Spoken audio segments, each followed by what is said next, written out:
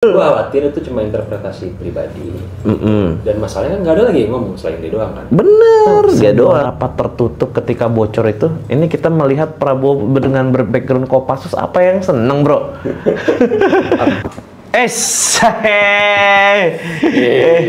Jadi gue biasanya duduk sini sama orang lain. Nah itu dia. Tapi sepertinya hari ini beda dulu ya. Hari ini beda. Dan mungkin kedepannya beda. Gak. Apaan sih? Ini simpel aja pertanyaan gue. Apa? Lihat itu. Gue cuma apa ya? Ini kalau kesannya orang baca Prabowo tak berkeringat, itu kesannya kayak dia olahraga tapi nggak keringetan. Berenang.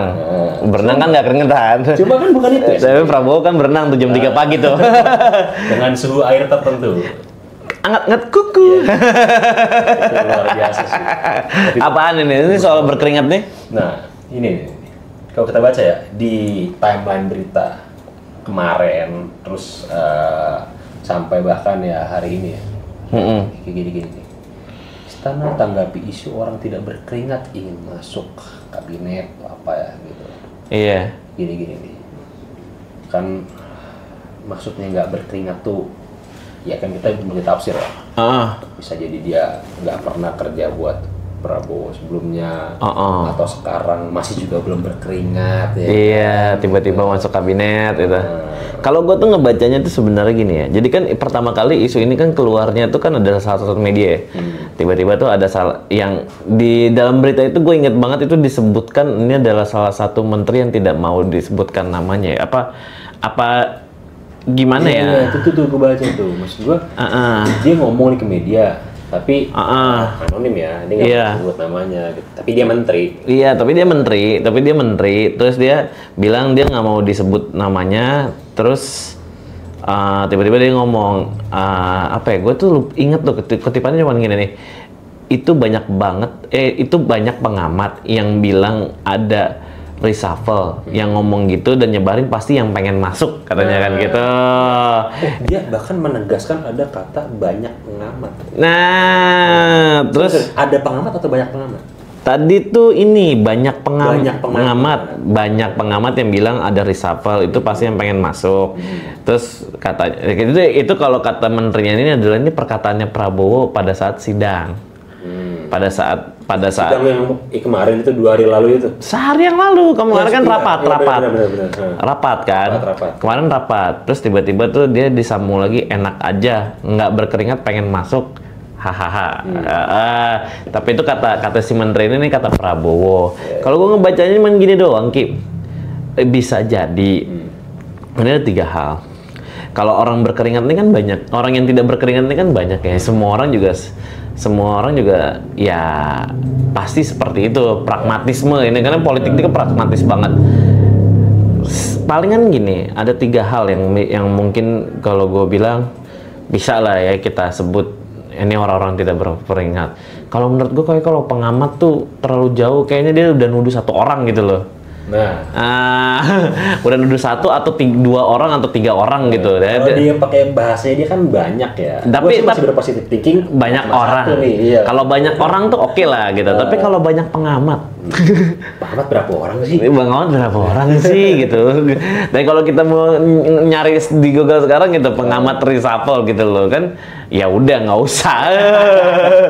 Enggak, tapi kan pada akhirnya pun orang yang tidak berkeringat pengen masuk ini, gue tuh jadi agak skeptis ya. Ini tuh antara benar dikatakan Prabowo atau tafsirannya dia soal pernyataan Prabowo di dalam. Itu dia. Karena isu ini hanya keluar dari 1 mulut nih. Ketika kita lihat ada berita yang soal respon menteri terkait dengan reshuffle, jawabannya kan nggak begini. Ya dibahas atau kita kompak kok. Atau kita kompak dan gantung gitu. Tapi kita kompak dan Pak Prabowo hanya menyampaikan capaian menterinya bagus, gitu ya. Tapi ada 1 menteri yang tidak mau disebutkan namanya ini, tiba-tiba ngomong seperti ini. Nah, ini kayaknya direct attack nih kalau menurut gue. Itu 1. Kedua, soal siapa yang isu siapakah orang yang tidak berkeringat ini. Kalau lagi-lagi ya kalau gue tuh ya, kalau kayak pengamat terus apalagi tuh ahli gitu. Kayaknya enggak deh. Kalau menurut gue Pak Prabowo tuh pasti akan memilih orang yang kompeten dan juga jadi nggak cuman ABS ya. Ya, betul. Tapi dia memilih orang yang satu loyal terhadap rakyat, kedua dia akan memilih orang yang juga kompeten di bidangnya gitu loh. Dan itu menurut gue jadi kayaknya nggak selalu pengamat deh gitu kan. Nah, kalau misalnya itu yang pertama tuh adalah soal siapakah orang yang tidak berkeringat ingin masuk kabinet ini masuk tuh. Kalau menurut gue nih ada beberapa orang ya. Satu mungkin ada orang titipan, susupan lagi nih yang tiba-tiba tuh mendekat gitu. Tapi dia nggak jelas nih berkenalan dengan kubu Prabowo juga enggak gitu loh. Tiba-tiba pengen masuk. Kedua kan mungkin salah satu partainya mungkin ya kalau banyak sih masyarakat ngiranya ini PDI ya gitu loh. Tapi ini memang tidak bisa ditampilkan memang iya gitu loh. Maksudnya memang iya, mungkin kemungkinannya terbesar salah satunya itu karena kalau kita lihat Mega sama Prabowo berapa kali ketemu sih? Dan rentetan ini kan semakin jelas ya, apalagi dengan kemarin tiba-tiba keluar amnesti. Nah gitu. Ketiga kan ada satu lagi, abolisi. Nggak boleh dilupain tuh. Itu nggak boleh dilupain Ki. Jadi kalau menurut gue ya tiga jenis pihak inilah gitu. Tapi kalau di luar maksud gue bukannya gue ngebelain orang ya, cuman lebih kepada kayak kalau ahli gitu-gitu, gue rasa mereka dipilih tuh bukan karena mereka mendekat, tapi mereka emang kompeten di bidangnya aja. Tapi kalau yang orang politik ini kan lain. Sebenarnya yang jadi permasalahan gue tuh kenapa pula menteri satu ini harus mention kubu lah gitu ya, pengamat atau mention sebuah background gitu, pengamat gitu. Apa bener-bener ya tadi kan lu bilang kan lu juga nggak yakin kan Prabowo sebenarnya ngomongin pengamat gitu kan, secara ansih nyebut pengamat gitu. Iya, nggak pernah. Nah, gue nggak yakin ya. Itu satu tuh yang bikin gue bingung. Memang Prabowo itu bukan orang yang tidak suka ditebak-tebak ya. Prabowo itu memang orang yang seperti itulah kalau menurut gue pribadi ya.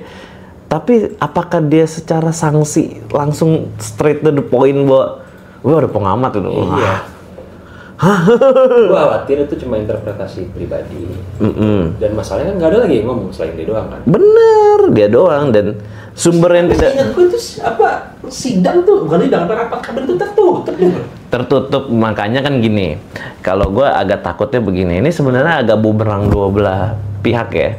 Oke, kalau bumerangnya terhadap bukan bumerang sih, ini sebenarnya adalah senjata makan tuan kalau menurut gue buat dia. Ini benar ya, karena sebuah rapat tertutup ketika bocor itu, ini kita melihat Prabowo dengan berbackground Kopassus, apa yang seneng bro? Wah, makanya kok main rapat dibocor-bocorin aja emang ada yang seneng gitu loh. Berarti si pihak yang membocorkan ini juga mengambil keuntungan untuk kayaknya dia ada sentimen pribadi yang ingin diserahin gitu. Jangan nih ada sentimen pribadi karena menurut gue Prabowo ini kan sebuah rapat apapun yang tertutup aja itu kan dia beritakannya by press release ya. Kita kan berdua di sini kan juga pemerhati media massa nih gitu loh. Jadi kita kan tahu ya itu by release gitu. Jadi kalau misalnya tiba-tiba dibocorkan isinya sedetail begini tuh menurut gue ini ada direct attack yang kalau menurut gue dia niatnya nyampein ke orang. Tapi di satu sisi dia lupa bahwa ini rapat tertutup. Itu dia. Dan Prabowo ini kan sesuatu yang tertutup nggak boleh bocor. Contoh satu hal deh, rencana reshuffle. Nah, yang sudah berkisar berapa bulan berkisar pun juga Prabowo kan beberapa kali juga membantah. Iya.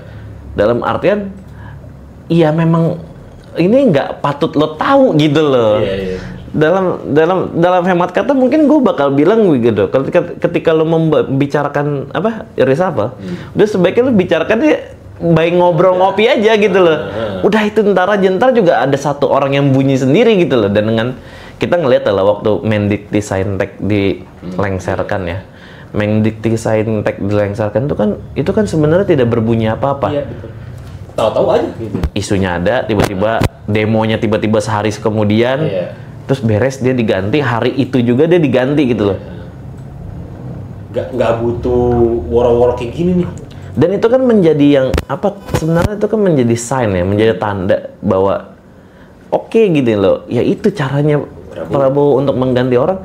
Gua akan mengganti ketika dia memang udah ada masalahnya. Jadi tidak perlu ditebak-tebak gitu loh.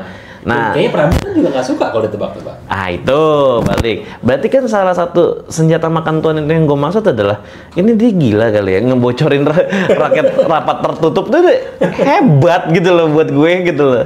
Ya, gue nggak tahu intensinya apa ya. Cuma ya kalau lu bilang ini orang agak berani ngebocorin rapat pribadi ya, gue bilang ya ini orang terlalu berani. Terlalu berani lah. Ngebocorin rapat yang tertutup itu. Sekarang gini, ini rapat tertutup diikutin sama beberapa orang doang cuman gitu kan. Diikutin sama beberapa orang, tiba-tiba orang ini kelihatan lah siapa-siapa aja yang ikut gitu ya. Nah tiba-tiba ada salah satu yang mulut yang bunyi nih gitu. Nah dengan bahasa seperti ini kan tinggal disocok-cocokkan, tinggal disesuaikan. Ini siapa? Kok bisa ngebocorin? Nah itu dia, makanya gitu kan. Ya udahlah, paling salah satu orang ini adalah ya mungkin kalau gue hemat kata terakhir kali adalah orang ini adalah orang yang tidak mau kursinya digeser. Bisa kan itu orang? Tinggal begitu doang, kayaknya gitu doang Dia tinggal. merasa terancam. Pada akhirnya dia lempar bola nih ke orang. Udah deh gitu. Masalahnya ada orang tak ingin berkeringat. Apa emang ini bahasa Prabowo bener gitu loh? Itu satu. Kedua, apa bener specifically Prabowo itu tuh, Bang? Tinggal nyebar-nyebar gitu. Waduh, ada orang kayak gitu. Ini masalah orang berkeringat ini nih yang aneh nih menurut gue. Isu orang tidak berkeringat ingin masuk gitu, aneh lah pokoknya. Jadi udahlah.